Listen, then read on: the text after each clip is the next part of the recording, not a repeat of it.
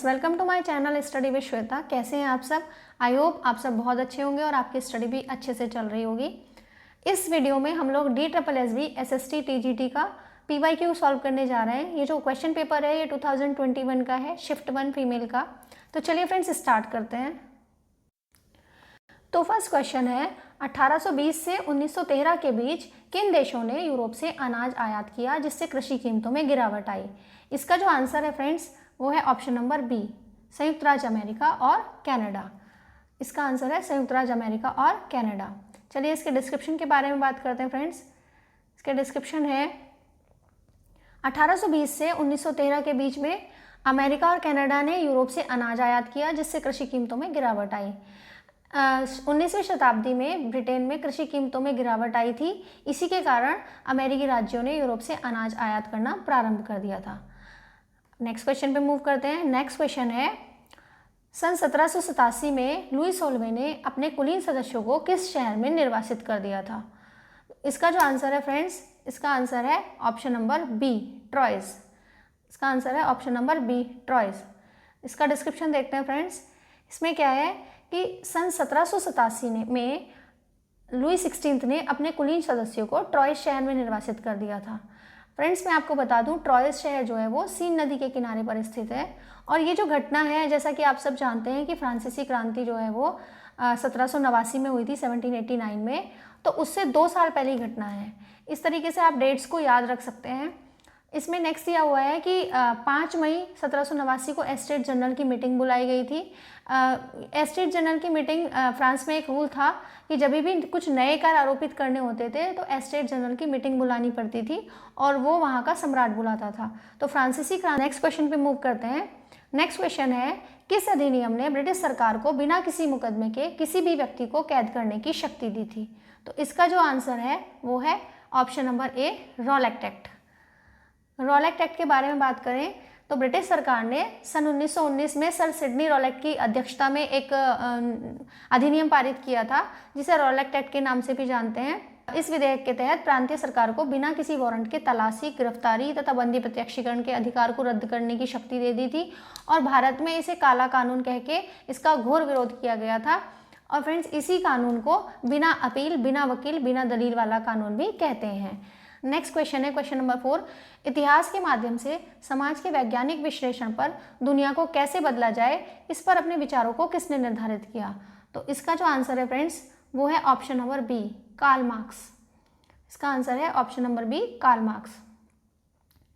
तो इसका डिस्क्रिप्शन देख लेते हैं। क्रांतिकारी जो है कार्ल मार्क्स जो थे वो, उनका जो पूरा नाम था वो कार्ल हेनरिक मार्क्स था।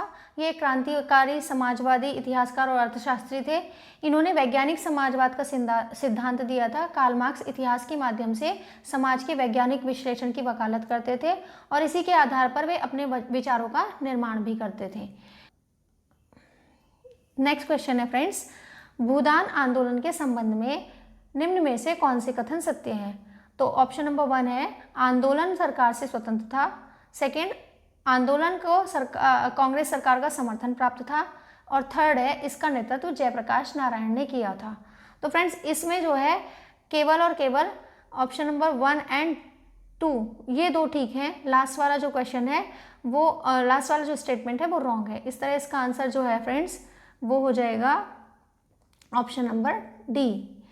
देखिए ये जो आंदोलन है वो सरकार से स्वतंत्र था, ये बिल्कुल ठीक है। ये अपनी इच्छा से किया जा रहा था, स्वेच्छा से। जो लोग भूमि दान करना चाहते थे वो भूमि दान कर सकते थे।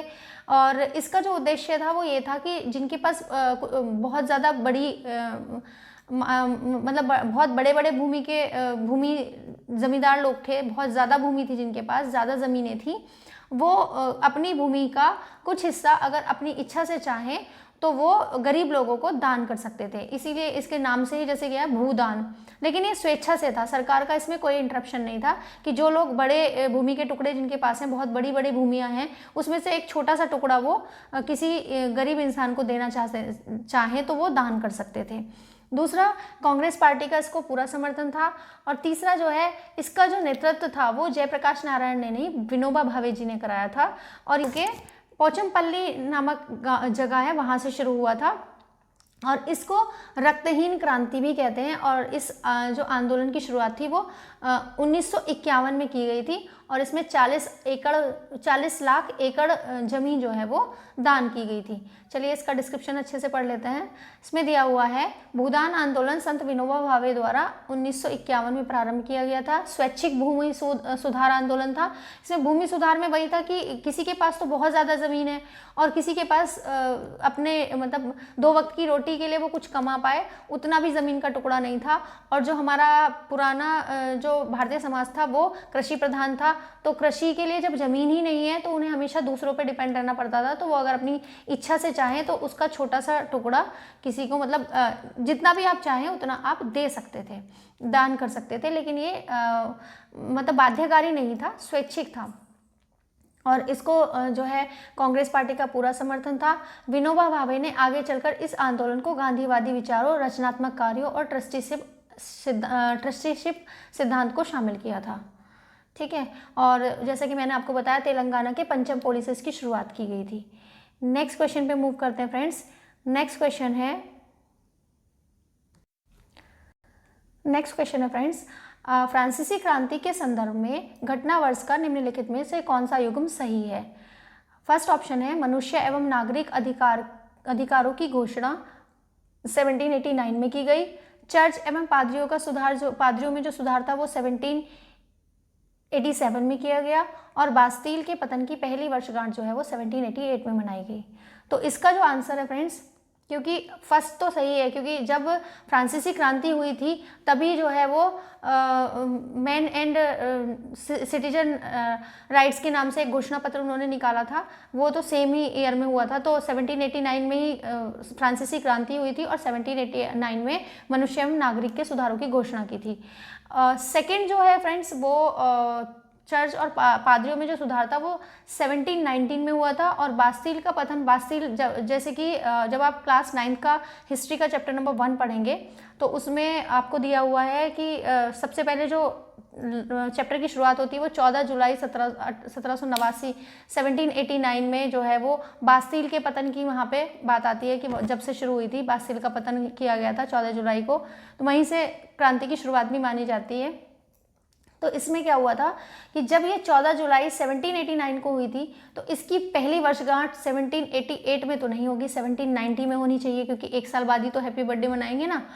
तो इस हिसाब से इसका जो आंसर है फ्रेंड्स वो ऑप्शन नंबर बी होना चाहिए। केवल एक ही ठीक है, 2 और 3 इसके गलत हैं। चलिए इसके डिस्क्रिप्शन पे नज़र डालते हैं। डिस्क्रिप्शन कहता है कि फ्रांसीसी क्रांति फ्रांस में क्रांतिकारी राजनीतिक और सामाजिक परिवर्तन की अवधि थी। बिल्कुल, इसमें जो है क्रांति होती वो है कि जो वहाँ की प्रेजेंट सिनेरियो होता है, जो वहाँ की पॉलिटिकल सिचुएशन चल रही होती है, पॉलिटिकल सिस्टम होता है, जो वहाँ की सामाजिक चीज़ें चल रही होती हैं, उन सब में आमूलचूल परिवर्तन ही क्रांति कहलाती है। तो जो इसमें राजनीतिक और सामाजिक परिवर्तन की जो अवधि थी फ्रांस में, वो फ्रांसीसी क्रांति के नाम से जानी जाती है। प्लस जो 1789 में एस्टेट जनरल के साथ शुरू हुई थी, जब एस्टेट जनरल की मीटिंग इसीलिए बुलाई गई थी। मेन प्रॉब्लम क्या थी ना कि लुई 14वें के काल से फ्रांस में जो है प्रॉब्लम्स आनी शुरू हो गई थी, क्योंकि लुई 14वें ने क्या किया था, निरंकुशवादी शासन था उसका, कोई उस पर अंकुश नहीं था। अमेरिका के जो 13 उपनिवेश थे ब्रिटेन के कब्जे में, उनको छुड़ाने में मदद की थी। तो क्योंकि ब्रिटेन और वो दोनों, ब्रिटेन अमेरिका और फ्रांस का साझा शत्रु था, तो वहाँ से उसकी शत्रुता से निपटने के लिए, मतलब अपनी शत्रुता निभाने के लिए उसने अमेरिका की मदद की। तो जब आप किसी भी युद्ध में जाते हैं तो डेफिनेटली आपका खर्चा तो होता है, तो वहाँ से धीरे धीरे जो है कोष खाली होते जा रहे थे। और वहाँ के जो शान शौकत थे, वर्साई का महल में मतलब बहुत ज़्यादा लग्जूरियस लाइफ जीते थे वो लोग, और मतलब एक्स्ट्रा खर्च करते थे सिर्फ अपने शान और शौकत पे। फ्रांस की जनता क्या हो रहा है, वहाँ पे जनता भूखी मर रही है, कुछ प्रॉब्लम हो रही है, उन सब पे उनका ध्यान उतना नहीं था जितना होना चाहिए। तो लुई 14 के काल से जो है वो धीरे धीरे राज खजाना खाली होते जा रहा था, लेकिन उसके टाइम पे इतना प्रॉब्लम नहीं हुआ। फिर 15 के, और जब लुई 16 का कार्यकाल आया तो ऑलमोस्ट फ्रांस के ऊपर जो है वो कर्ज चढ़ गया था, पहले से कर्ज में दबा हुआ था फ्रांस, और खजाने खाली थे, लेकिन शान और शौकत वही थी। तो क्या हुआ, सिर्फ ये था कि फ्रांस को जो है वो नए कर आरोपित करने पड़ेंगे। अब फ्रांस में एक ये प्रॉब्लम थी कि फ्रांस का जो समाज था उस टाइम पे, फ्रांसीसी क्रांति से पहले या फ्रांसीसी क्रांति तक, वो 3 वर्गों में बटा हुआ था। उसमें 3 वर्गों को एस्टेट बोलते थे, फर्स्ट एस्टेट, सेकेंड एस्टेट और थर्ड एस्टेट। फर्स्ट एस्टेट में कौन आते थे? क्लर्जी या पादरी, जो चर्च वगैरह के होते थे, जो चर्च में पूजा पाठ और वो सब करते थे। सेकेंड एस्टेट में होते थे आपके जो है कुलीन वर्ग, जैसे कि राजा और उससे रिलेटेड जितने भी ये होते थे, राजा और उससे रिलेटेड उनके जो राजवंश से रिलेटेड जितने भी लोग होते थे वो कुलीन वर्ग होते थे, कुलीन वर्ग में काउंट होते थे। थर्ड और सेकेंड एस्टेट में होते थे। थर्ड एस्टेट जो था, थर्ड एस्टेट में था आपका अन्य लोग, जो सामाजिक नॉर्मल लोग थे, जिसमें कि किसान आते थे, आपके जितने भी वर्कर्स हैं, चाहे वो आपके गवर्नमेंट जॉब में हो, कुछ पढ़े लिखे लोग और कुछ मतलब जितने भी बचे कुचे लोग थे वो सारे के सारे उसमें आते थे थर्ड एस्टेट में। फर्स्ट स्टेट में आते थे आपके क्लर्जी, सेकंड स्टेट में आते थे आपके या पादरी, और सेकंड स्टेट में आते थे आपके कुलीन वर्ग के, और थर्ड स्टेट बाकी जितनी जनता थी वो थर्ड स्टेट में आती थी।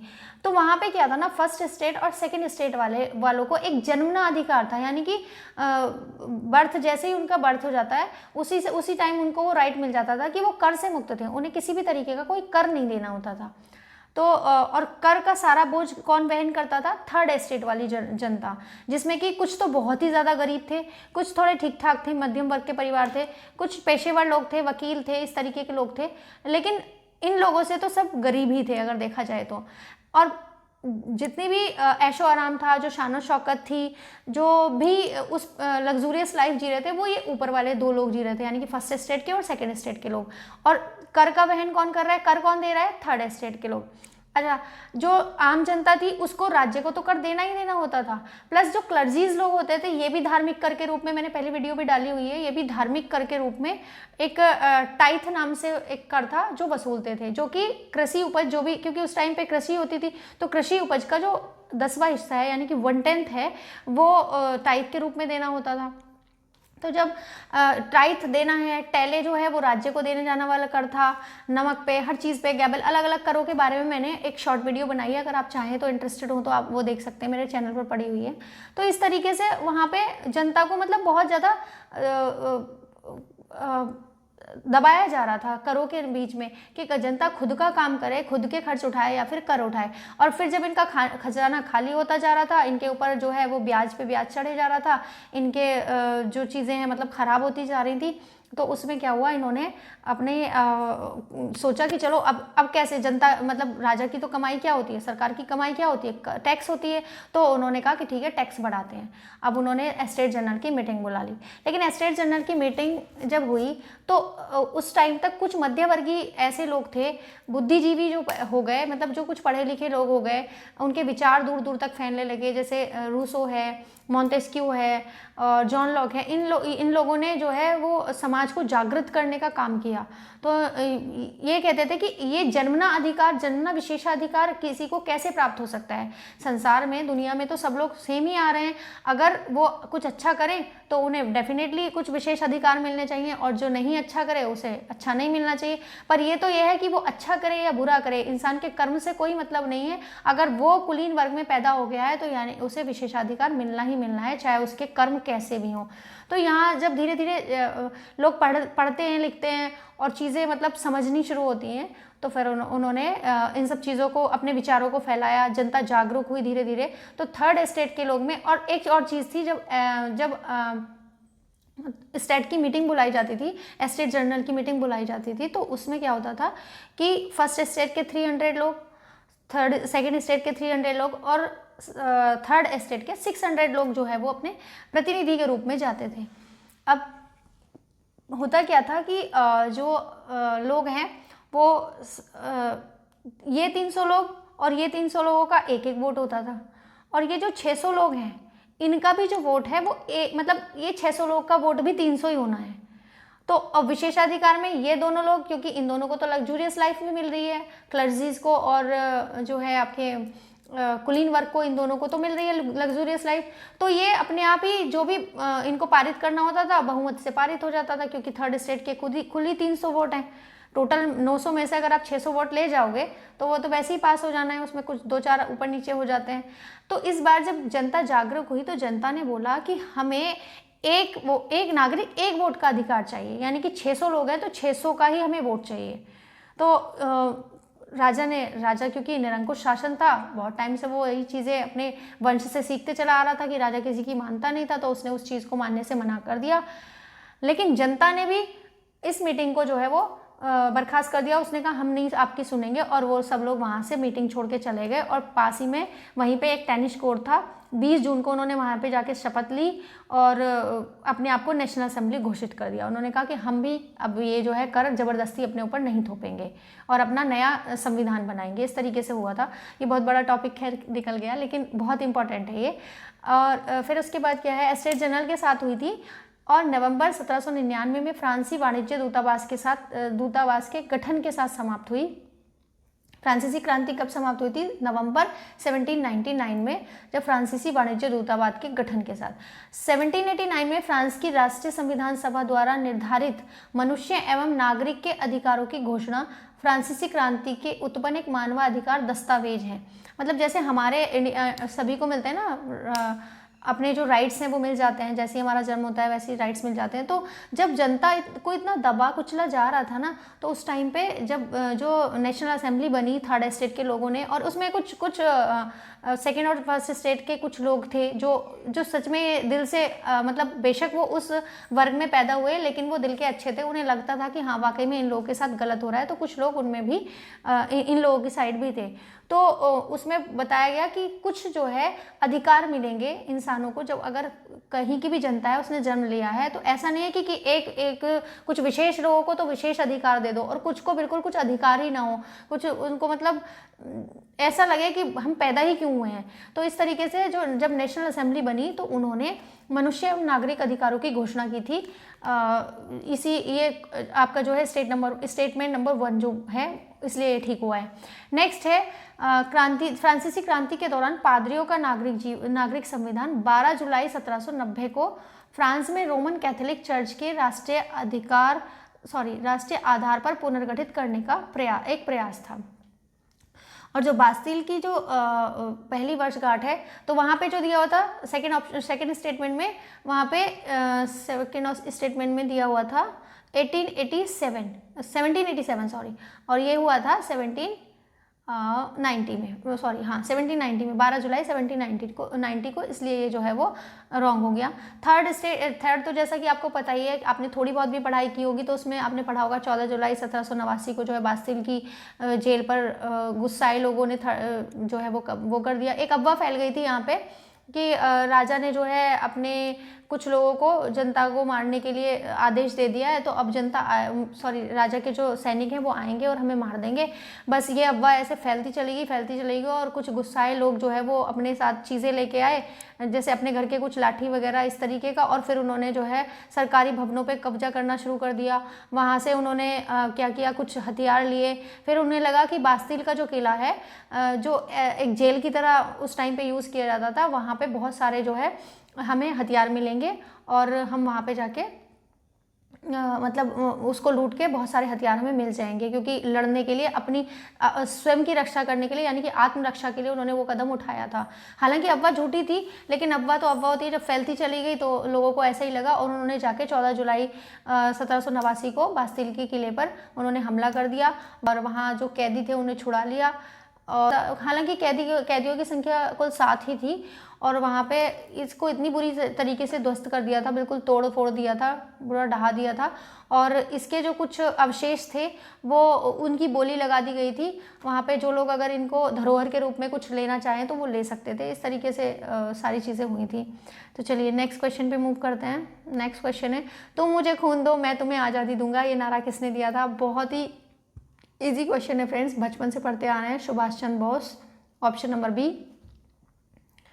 तो सुभाष चंद्र बोस, इसमें ज़्यादा डिस्क्रिप्शन पढ़ने की इतनी ज़रूरत नहीं है। सुभाष चंद्र बोस ने आज़ाद हिंद फौज का गठन किया था। उसी के टाइम पे उन्होंने ये नारा दिया था कि तुम मुझे खून दो मैं तुम्हें आज़ादी दूंगा, और इन्होंने जय हिंद का नारा भी दिया था। इनकी जो फेमस बुक है वो इंडियन स्ट्रगल है, जो इन्होंने 1942 में लिखी थी। और गांधी जी को सर्वप्रथम राष्ट्रपिता का जो पिता जो है वो इन्होंने ही कहा था। नेक्स्ट क्वेश्चन पे मूव करते हैं फ्रेंड्स। नेक्स्ट क्वेश्चन है 1857 के दौरान दिल्ली पर कब्जा किया गया था। तो 1857 के दौरान दिल्ली पर जो कब्जा है वो 20 सितंबर 1857 को किया गया था। अब यहाँ पे जो फ्रेंड्स बात चल रही है वो देखिए 1857 की जो क्रांति है वो शुरू हुई थी मेरठ से, है ना। 10 मई को मेरठ से शुरू हुई, फिर वो ये लोग पहुँच जाते हैं दिल्ली और इन्होंने कहा कि एक क्रांति शुरू हो गई है, तो उस टाइम पे क्रांति का नेतृत्व करने वाला तो कोई होना चाहिए। तो उस टाइम पे मुगलों का काल चल रहा था। मुगल शासक कौन थे? बहादुर शाह जफर का कार्यकाल था, या बहादुर शाह सेकंड भी बोलते हैं उसको। उसका कार्यकाल चल रहा था।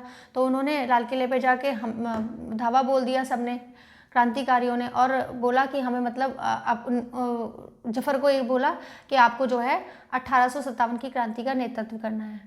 अब नाम मात्र के तो 1857 की क्रांति का जो नेतृत्व थे वो बहादुर शाह जफर या बहादुर शाह सेकंड कर रहे थे, बट क्योंकि उनकी उम्र बहुत ज़्यादा थी, 80 साल की लगभग उनकी उम्र हो चुकी थी, तो उनका एक सेना नायक था बख्त खां, जो या खान बहादुर खां के नाम से भी जानते हैं, जो इस क्रांति का वास्तविक नेतृत्व कर रहे थे। और हुआ क्या था फ्रेंड्स, जो 1857 की क्रांति थी ना, ये जब मेरठ से फैली तो धीरे करके पूरे भारत में फैल गई, धीरे करके, और हर एक बंदे का अपना एक अलग मोटिव था, अलग ही उसके कुछ अपने हित थे, और अलग क्षेत्रों के लोग अलग अलग जो है शासन कर रहे थे, क्योंकि उस टाइम पे जो है वो क्षेत्रीय शासन टाइप के चलते थे कि झांसी में जो है वो रानी लक्ष्मीबाई कर रही हैं, और इधर जो है वो अवध में हजरत बेगम महल, इस तरीके से उनके क्षेत्र बटे हुए थे। अगर हमारी जो 1857 की क्रांति उस टाइम पे एकजुट हो जाते सब, और एक ही हमारा मोटिव होता कि हमें स्वतंत्रता चाहिए, तो शायद हमें स्वतंत्रता बहुत पहले मिल गई होती। लेकिन क्योंकि सबके अपने हित थे, कोई कुशासन के लिए लड़ रहा था कि कुशासन से उसका जो है वो डलहौजी ने वो हड़प लिया है, क्षेत्र हड़प लिया है, उसके अपने थे। बिहार में जगदीश कुंवर जी अलग लेवल पे अलग हितों के लिए लड़ रहे थे, मतलब सबके अपने अपने अलग अलग हित थे। तो यहाँ पे जो बात हो रही है ना, तो वो जब क्रांति खत्म हो गई, क्रांति मतलब क्योंकि अंग्रेजों को मुश्किल तो पड़ा इस क्रांति से निपटने के लिए, और इसके बाद बहुत बड़े चेंजेस आए थे। 1858 का जो है वो एक्ट आ गया था, तो ज़रूर अंग्रेजों पे बहुत बड़ा दबाव तो बना था, लेकिन क्योंकि ये क्षेत्रीय था, स्थानीय चीज़ों पे लड़ रहा था, एक राष्ट्रीय नहीं था। राष्ट्रीय अगर ये उसी टाइम पे हो जाता तो शायद जो है स्वतंत्रता हमें बहुत पहले मिल गई होती। तो इसमें क्या था, अलग अलग जगह पे जाके अंग्रेजों के अलग अलग ऑफिसर्स ने उस विद्रोह को सप्रेस कर दिया, और वो टाइम लगा लेकिन वो कामयाब हो गए। तो यहाँ पे जो बात हो रही है वो ये हो रही है कि जब क्रांति हुई उसके बाद दिल्ली पर पुनः कब्जा कब किया गया, दोबारा कब्जा कब किया गया। क्वेश्चन पूछा गया है कि कब्जा कब किया गया, लेकिन इसका जो मकसद है, इसमें जो क्वेश्चन एग्जामिनर पूछना चाह रहा है वो ये पूछना चाह रहा है कि जब 1857 की क्रांति हुई उसके बाद दोबारा दिल्ली पर कब्जा कब किया गया, क्योंकि एक बार को तो अंग्रेजों को हटा दिया गया था, हमने कहा कि भाई हमको ही रहना है, मतलब इंडियंस को ही रहना है। तो 20 जून को जो है वहाँ पे निकलसन जो है वो अंग्रेजों की सेना का कमांडर थे, उनकी मृत्यु भी हो जाती है, लेकिन वो दिल्ली पर जो विद्रोह हो रहा था, जो क्रांति चल रही थी, उसको दबाने में कामयाब हो जाते हैं, और वापस जो है 20 सितंबर 1857 को दिल्ली पर कब्जा हो जाता है। नेक्स्ट क्वेश्चन पे मूव करेंगे फ्रेंड्स। नेक्स्ट क्वेश्चन है 1930 का नमक सत्याग्रह आंदोलन किसका अंग था। तो फ्रेंड्स इसके जो ऑप्शंस हैं वो है खेड़ा सत्याग्रह, क्विट इंडिया मूवमेंट, भारत छोड़ो आंदोलन, सिविल डिसओबीडिएंट मूवमेंट, सविनय अवज्ञा आंदोलन, और नॉन कॉपरेशन मूवमेंट असहयोग आंदोलन। तो इसका जो आंसर है फ्रेंड्स वो है सविनय अवज्ञा आंदोलन, जो कि 1930 में शुरू हुआ था। चलिए इसके बारे में बात कर लेते हैं। अच्छा, इसके सारे ऑप्शंस देख लेते हैं एक बारी।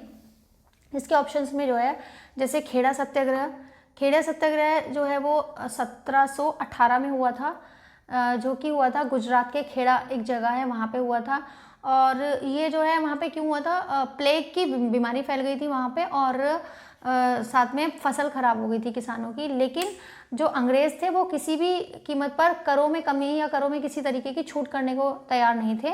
तो उससे परेशान होके खेड़ा सत्याग्रह किया था, और यहाँ पे जो महात्मा गांधी जी से जाके उन्होंने बात की थी, और महात्मा गांधी का ये सफल सत्याग्रह रहा था, और इसी को प्रथम असहयोग आंदोलन के नाम से भी जानते हैं।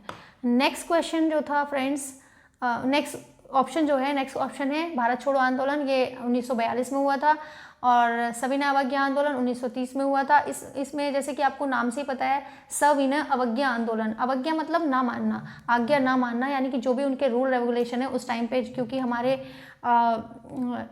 अंग्रेज ही रूल करते थे, तो अंग्रेज जिस तरीके के भी रूल बनाते थे उनकी आज्ञा को ना मानना, उनके रूल्स को फॉलो ना करना। और सविनय का मतलब विनय पूर्वक, यानी कि जैसा कि आपको पता है कि गांधी जी जो थे वो अहिंसक थे, अहिंसावादी थे, वो किसी भी तरीके की हिंसा नहीं चाहते थे, तो इसलिए उन्होंने सविनय अवज्ञा आंदोलन शुरू किया था 1930 में। और ये लॉर्ड इरविन से उन्होंने 11 सूत्री मांग की थी, और लॉर्ड इरविन ने उसको नहीं माना था। उसके बाद इन्होंने ये जो है आंदोलन वो शुरू किया था। और नॉन कॉपरेशन आंदोलन जो है वो नॉन कॉपरेशन आंदोलन हुआ था आपका 1920 में। और इस क्वेश्चन का जो आंसर है फ्रेंड्स वो है सिविल डिसओबीडियंट मूवमेंट, सविनय अवज्ञा आंदोलन। चलिए इसके डिस्क्रिप्शन के बारे में बात करते हैं। 1930 का नमक सत्याग्रह सविनय अवज्ञा आंदोलन का अंग था। 1930 में क्या हुआ था, अच्छा गांधी जी ने नमक को ही क्यों चुना, नमक का ही सत्याग्रह क्यों किया? क्योंकि गांधी जी शुरू से ये चाहते थे कि पूरा गरीब अमीर औरत आदमी सब, मतलब लेडीज जेंट्स सबको साथ लेके चलना चाहते थे। वो नमक जो था वो हर एक घर की ज़रूरत था, हर रोज़ यूज़ किए जाने वाला था। तो इस वजह से उन्हें गांधी जी को जो है वो इस आंदोलन का बहुत बड़ा समर्थन मिला, और इसको ये काफ़ी सक्सेस रहा था उनका।